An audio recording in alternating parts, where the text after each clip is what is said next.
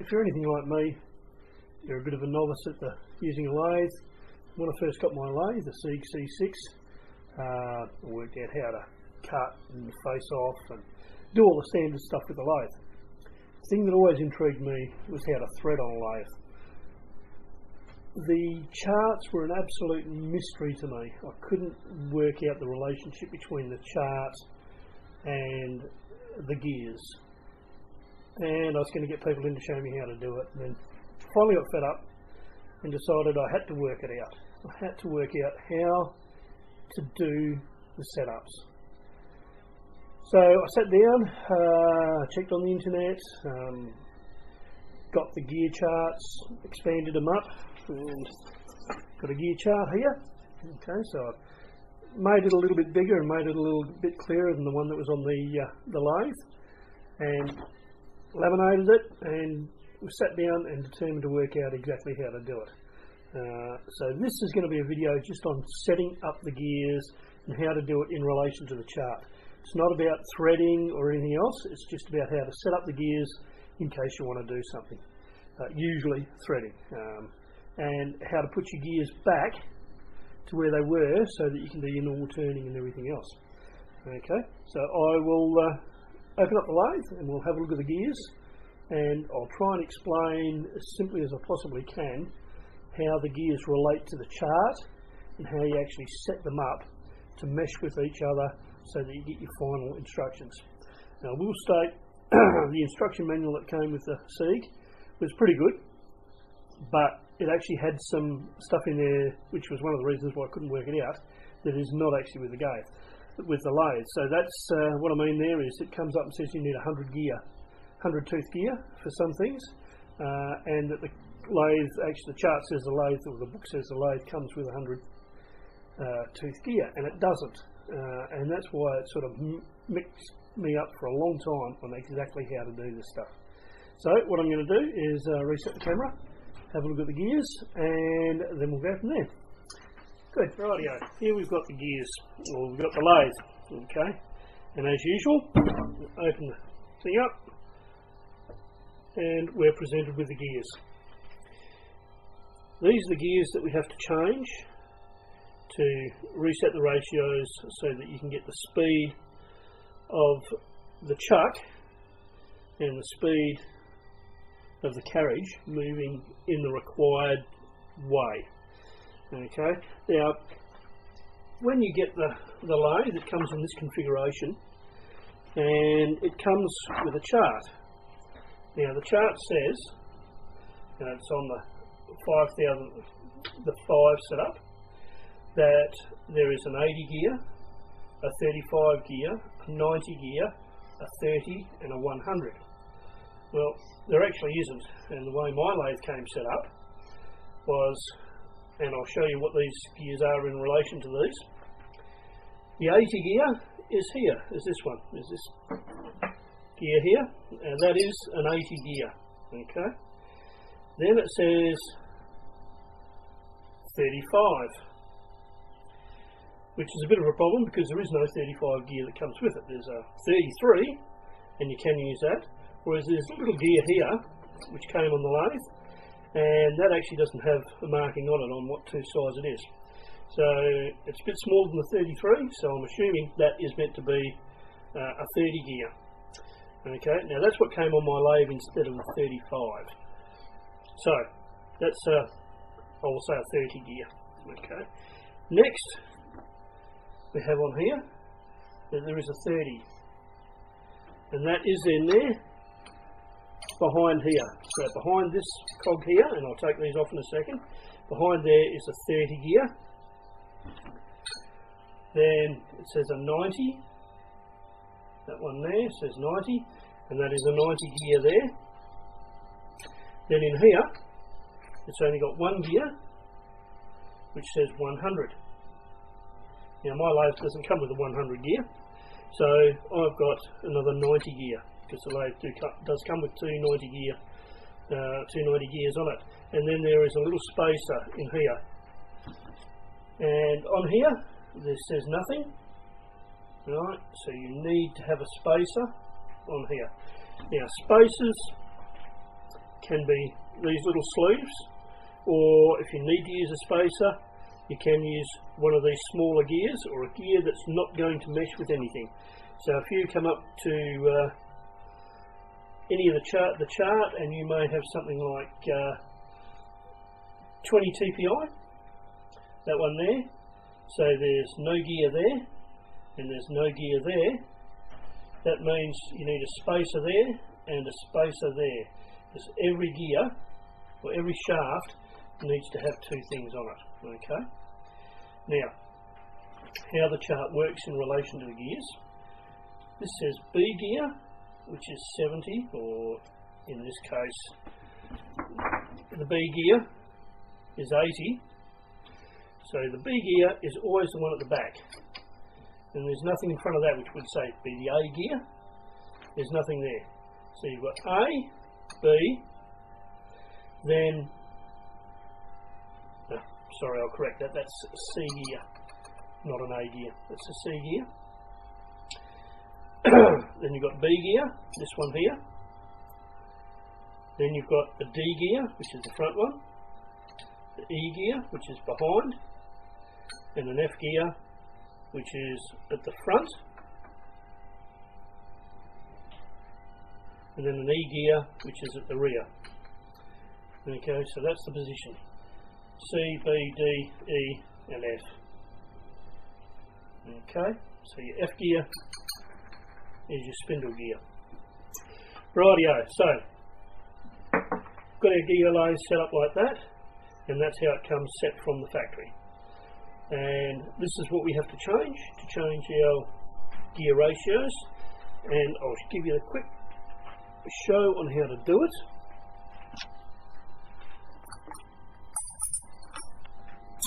We need a 5mm socket bar, sorry, hex bar, and that goes into the socket on the back, just in there, tucks in there quite nicely.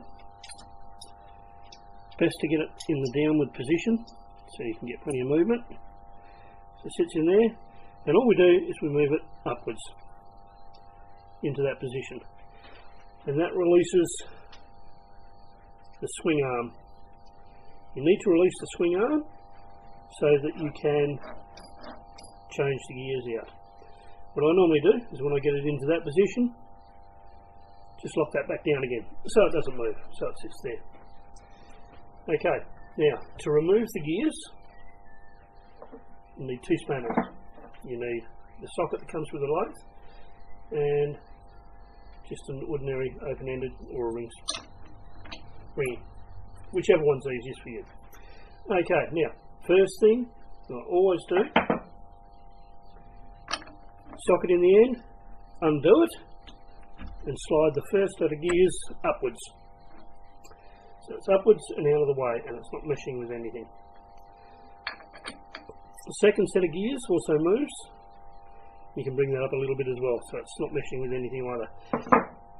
Just a reminder, don't screw these all the way out, otherwise the nut at the back will pop off and you'll have to reset, you'll have to drop the whole lot out and reset your gears.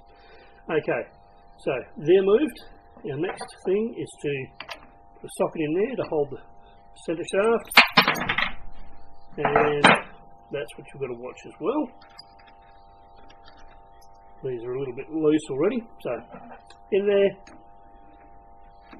loosen up your nut, and they've got these special space washers in here. Need to take those out, and don't do what I do, which is drop them on the ground just about every single time. Move down to the next one, loosen that, take out your washer, then you can remove the nuts.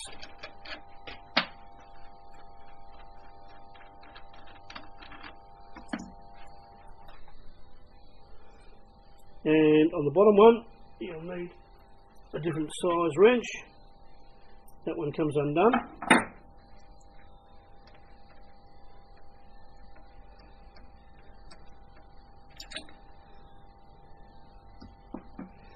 You'll set that one down there. Okay. Now, because the gears are stacked, they've got to come off in a certain order. You can't really get away from that.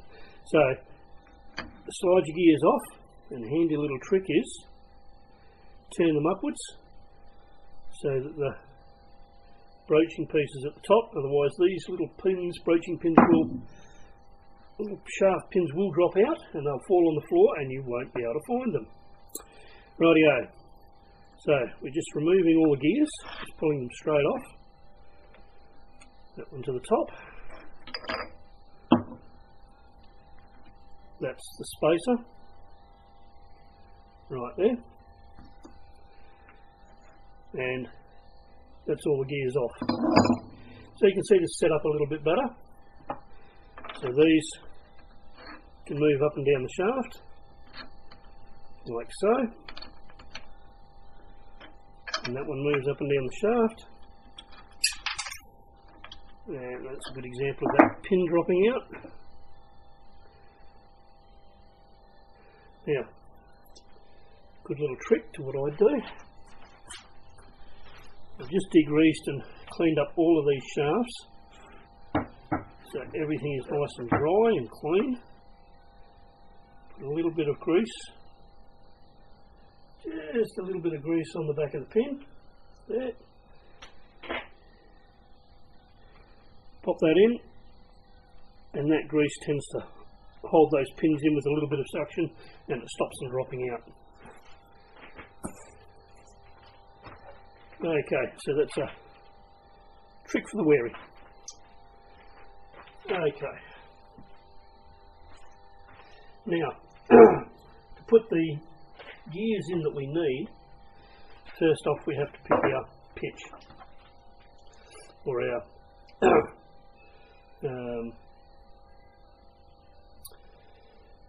threads per inch is what we need. So we need to look at our chart and we've got to pick threads per inch.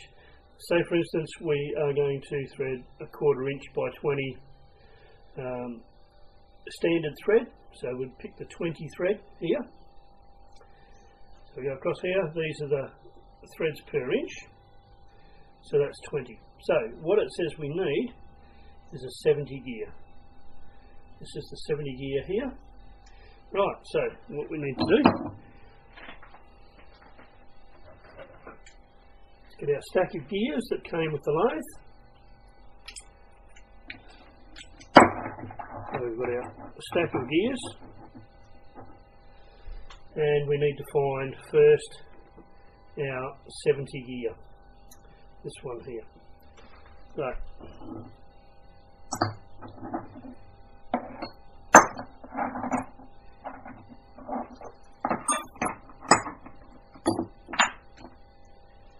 what have we got there?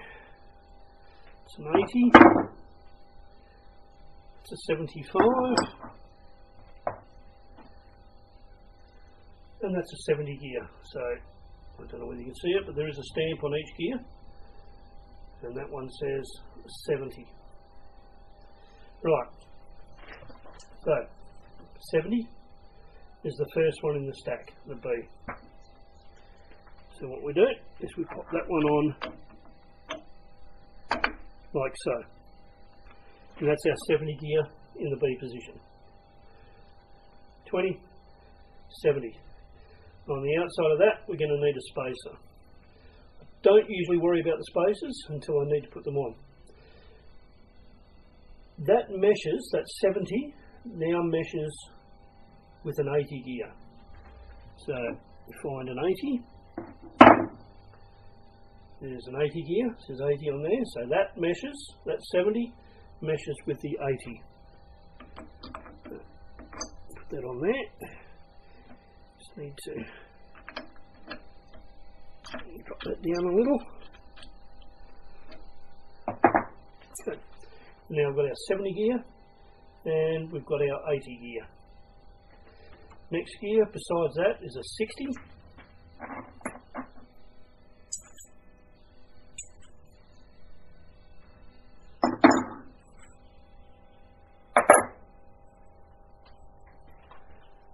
And that's the 60 gear there.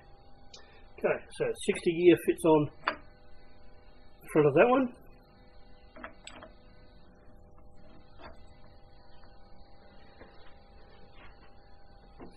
Okay, so we've got the 70 on the top, got the 80 into the second one, and that meshes with the 70. That's what that little line is, that says that's the mesh. We've got a 60 gear there on the front, and that meshes onto a 50, which will need to be on the outside. So what we do is we take the little spacer ring, slide that one on,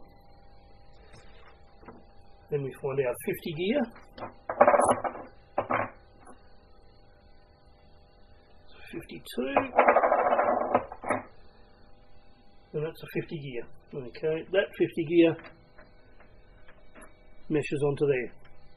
Okay, at this stage, put your bottom nut in. And with all of these, just finger tight, that's all that's necessary. Just at the moment. Okay, got our 50 gear on the bottom. That's meshing with our 60 gear, right there. 60 gear is backed onto the 80 gear, which is this one here. And that meshes with the 70 gear, that one there. Okay, so put this nut back on. Then we slide our washer in behind that. Just finger tight it. Top one, because we've only got the one gear at the top, we need a spacer on the top here. So normally we grab the smallest gear, that one there, doesn't actually have a figure on it, and we pop that one onto there. On with the nut.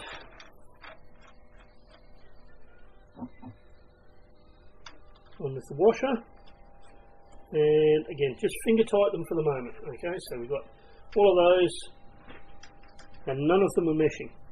Okay, now getting the spanner that came with the lathe, we drop that down and just snug it up. Don't need to do it up tight yet, and just make sure it's moving. There's a little bit of backlash in there, that doesn't matter. Okay, just make sure it's meshing and it's not too tight. And we'll go up to the top one, same thing again, loosen that. And same again. Now I have noticed that some people will put a bit of paper in between the cogs just to give them a little bit of free play. You can, but I find if you just be gentle with it and set it up so that they move freely, that's all you need to do.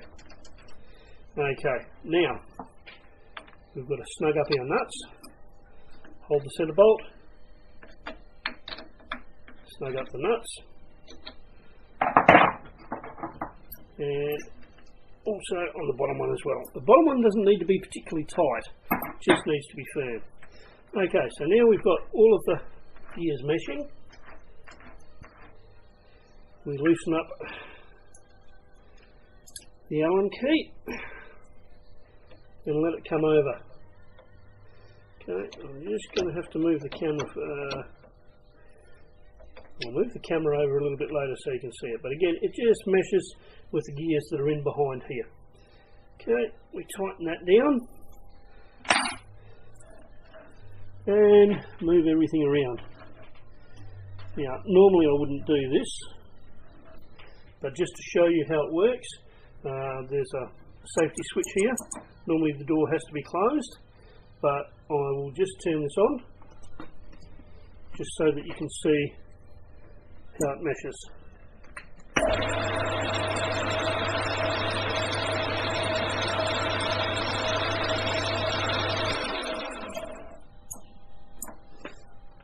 Okay, so they're all meshing quite nicely. Little bit of play in there, and now that is set up so that it'll run a 20 TPI or 20 threads per inch with that gear set up.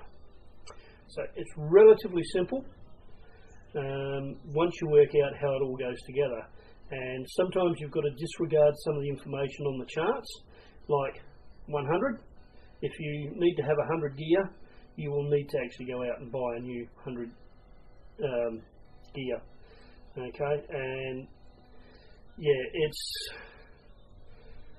some of the gears don't actually appear there, so you just have to make do with what you've got. In any of the threading videos that you watch, you'll see everybody start a cut and check the threads, and that's the way you can check to make sure that it is right.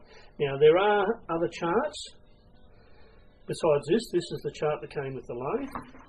You can also get online charts like that, C6 change gear chart, and that gives you a few more options on different TPIs,